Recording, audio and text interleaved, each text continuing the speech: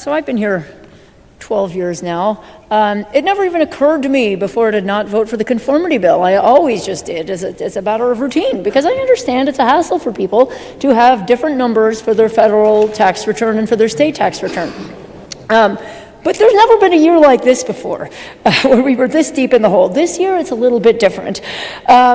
We are already in a very deep hole, folks. It's not going to come as news to you that we are, as the good gentleman mentioned, $555 million short of being able to cover the basic maintenance budgets to keep the lights on in our agencies for basic services. First rule of holes is when you're in one, stop digging.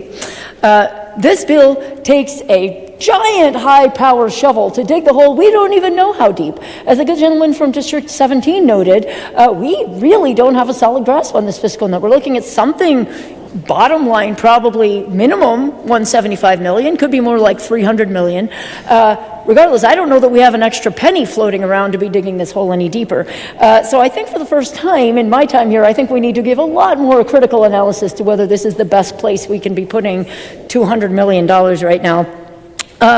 Because, folks, we can no longer go along with the fiction that there is just so much money lying around that we can have it all. We can cut all the taxes as much as we want and still have plenty of money to fund police and fire and schools and roads and all the other things we want.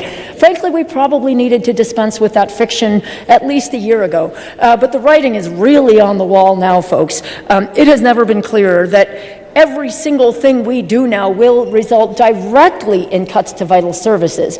The good gentleman who introduced the bill said, oh, no, this is just a revenue bill. This is not about a budgeting bill. Folks, that's like saying, when you drop the bomb, that has nothing to do with it landing on the ground. The two are very inextricably intertwined. There is no disaggregating this. When we pull hundreds of millions of dollars out of the amount of money we have, particularly when we're already in a hole, this is going to come dollar for dollar, penny for penny, out of police, teacher pay, special ed, road and bridge repair, water and infrastructure projects, Meals on Wheels, colleges and universities. Tuition's going to go up. Fewer kids are going to be able to go to college. It's coming already out of nursing care for people with disabilities, coming out of critical mental health care for people having mental health crises. Every single penny that you see in this fiscal note, and the many pennies that are probably going to cost that aren't reflected in this fiscal note, are coming straight out of the services that the people of Idaho count on us to provide for them. Very necessary services. The fat is long gone, folks. We are looking at muscle and bone in most cases in terms of what's going to be cut to pay for this bill. And the pain of this bill is going to far outweigh the benefits to the vast majority of people, probably to everybody in the state of Idaho. And people know this.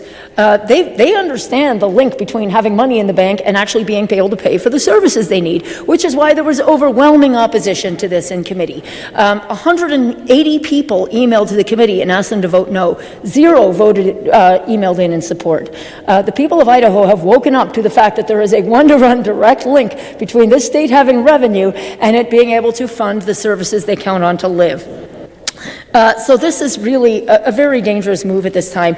I've heard in other places that we need to pass this bill because we have to stay competitive, and if we don't do it, then businesses aren't going to want to come to Idaho. Well, many states have decided not to conform, and many in the course of deciding not to conform because they're facing similar budget dilemmas to what we are. So I don't think we would be an outlier if we chose not to do this right now. There are other options. We could defer a year. We could do a scaled-down version of conformity that isn't as expensive. But there is more to life than just conforming to taxes in terms of staying competitive. When businesses are looking at where to go, they need other things too. They need an educated workforce. They need there to be funded colleges and universities to train skilled employees. They need roads and bridges. They need water infrastructure. They need police. They need a lot of things that are going to be on the chopping block because of this bill. So I think there's a very strong argument to be made that this will actually make us less competitive because of the price to be paid on the back end and hatcheting all those services. I don't believe that this bill is going to push us toward quote unquote right-sizing government. I think this bill is going to bring a wrecking ball to government. We're already in the course of too many wrecking balls hitting too many services. But for many families, my phone has been ringing off the hook basically since we got out of session, since summer, and since we started seeing the real fiscal picture of people who are already suffering direly from the cuts that are already in place. They can't take it. Families with kids with disabilities who have lost their nursing care, people who have lost their mental health care. We can't can't stick them with more of this right now. Because really, for many families in Idaho, this is going to drive them into one big, beautiful bankruptcy. So I hope you will give this your red light.